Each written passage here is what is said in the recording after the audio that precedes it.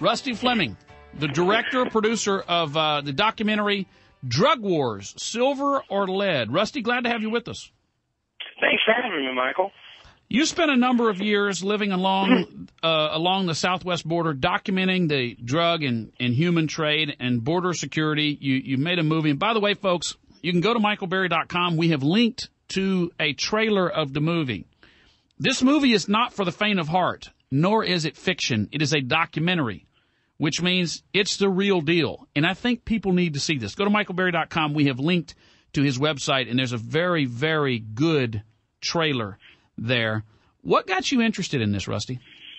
You know, besides the fact that I'm a recovering drug addict and have been for nearly 30 years. And, you know, about 10 years ago, I was interested in looking at starting a production company. So we did, and we started doing commercials and PSAs, that kind of thing. And in 2005, I was doing a story for a local news station about methamphetamines in Texas. And long story short, I ended up following this load of methamphetamine that had been seized in Dallas. We traced it back down to Laredo. And a few weeks later, I was standing in front of some of the people that were actually distributing a large portion of the narcotics coming across the border. And after some time after that, after being vouched for, and I was given access to one cell group within this cartel. And how did that work? 3-year journey. How did that work? How were you given access to the cartel? Rusty Fleming is our guest. The movie is Drug Wars, Silver or Lead. Go ahead. Well, Michael, it's like anything else. It's just like, how does somebody join a gang or join a cartel? They have to be vouched for. Somebody has to sponsor them. And that's putting somebody else's life. In other words, this guy is saying, hey, I'm vouching for this guy. If he's not who he says he is, then I'm being held accountable. Okay. And I was introduced to a guy who at the time I had no idea what his relevance was or he was at within that particular group. But at any rate, we started working together. And about 6 months later, given an opportunity to go a little deeper.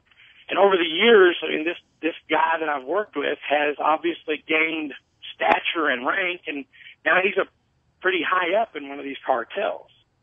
Long story short, you won't see anything that I produce, Michael, that says this guy perpetrated this crime and this is where you can find it.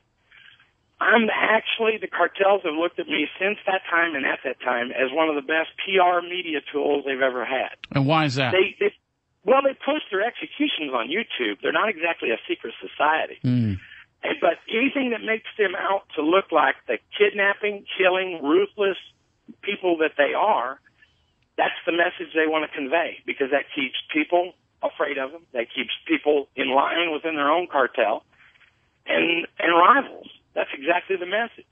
The thing is I don't glorify any of this. Never have in anything I've ever produced. And I've gone on to produce episodes of Gangland for History Channel. I've produced segments for CNN, for Fox. And nothing that I produce do I specify these individuals. So you're just trying to show the gravity, the scope, the breadth of this problem.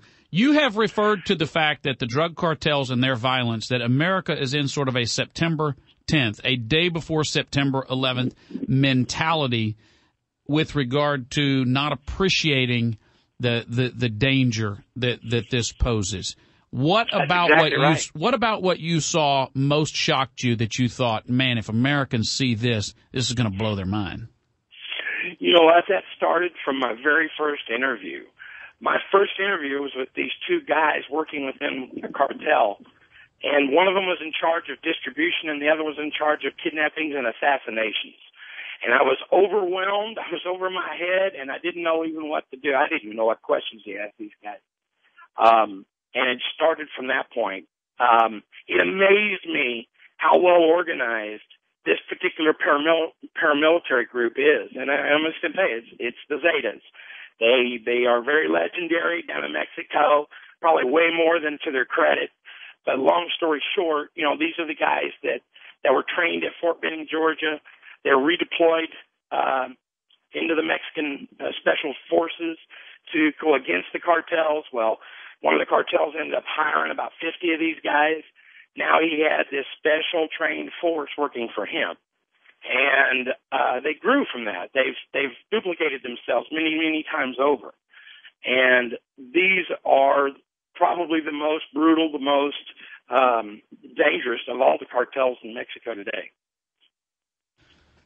When you look at the border security, I mean, obviously, if this is happening in Bosnia-Herzegovina or Somalia or Rwanda, we feel bad about it, but it's not going to affect our lives. When you look at border security or lack of it, and the fact that much of what you document is along our border, to what extent is this spilling into this country?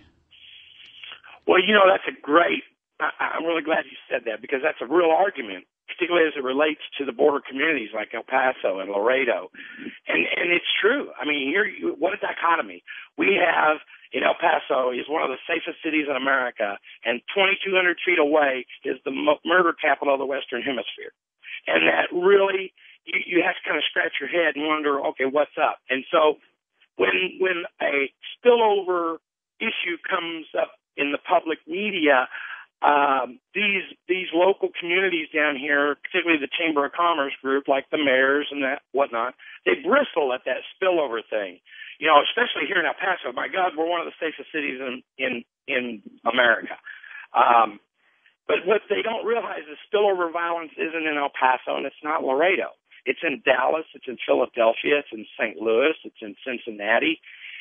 So the spillover violence from the border has moved across our nation right up to the Midwest. I mean, if it's not enough for you to read the Department of Justice's own website, but they've arrested 5,000 cartel operatives in the last 24 months, and less than 50 of those operatives were Mexican nationals.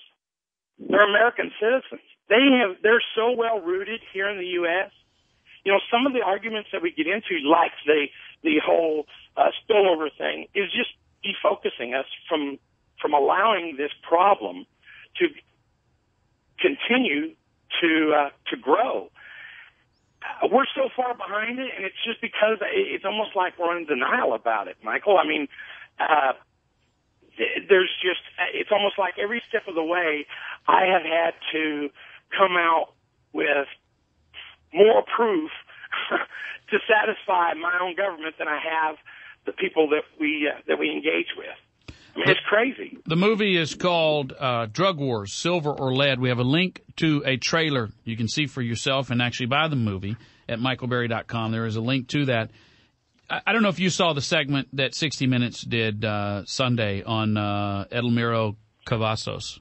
Did you see that?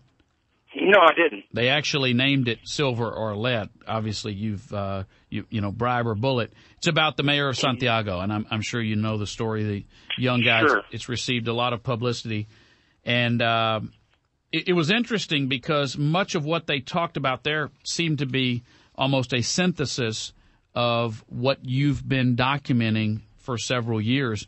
Are you seeing other American media picking up on what you started? Do you sense that they get how serious this problem is? Well, that's a couple-part answer.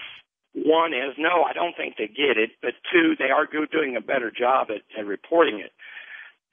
The thing is here we are, we're midway through 2011. I first released that film privately. I was done with that by the end of 2008. That was 3 years ago. They are just now admitting to and starting to shine a light where I was 3 years ago. All right. Can you hold with us for just a moment, Rusty? Sure. Rusty Fleming is our guest. The movie is called Drug Wars, Silver or Lead. We'll talk to him about that movie and how it affects our lives here, coming up. Saving the world from people who claim to be saving the world. The Michael Berry Show.